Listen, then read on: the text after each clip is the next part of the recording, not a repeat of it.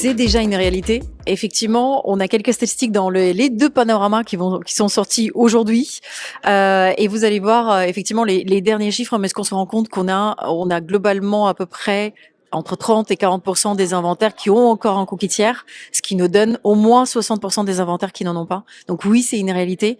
Que Google dise on arrête ou pas, on est déjà dans l'ère du post-cookie tiers.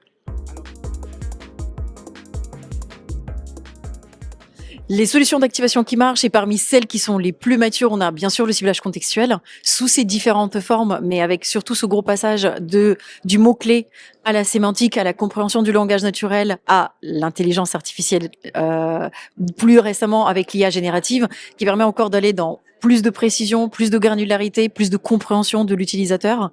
Et il y a bien sûr les aides universelles qui fonctionnent bien, mais sur lesquelles on manque encore de tests pour regarder, pour trouver le scale, pour trouver le reach et s'assurer qu'on couvre tous les cas d'usage dont on a besoin. Et bien sûr la Privacy Sandbox pour laquelle on est encore dans les prémices et il faut encore expérimenter et attendre quelques évolutions avant que ça soit répandu sur le marché.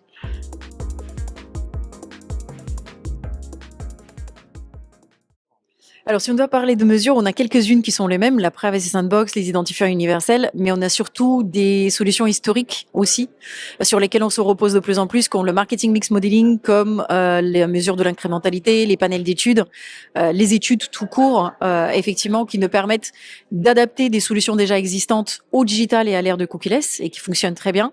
On a de nouvelles solutions qui arrivent, des adaptations aussi de techno, comme les DSP, les DSP et les ad serveurs qui se sont adaptés, qui maintenant sont cookieless avec des connexions à la Privacy Sandbox, avec des identifiants, avec de la mesure probabiliste. Et on a bien sûr les ID universels qui, quand ils sont persistants, permettent de remonter la totalité de la chaîne. Les solutions existent, les solutions marchent. Maintenant, il reste à les tester.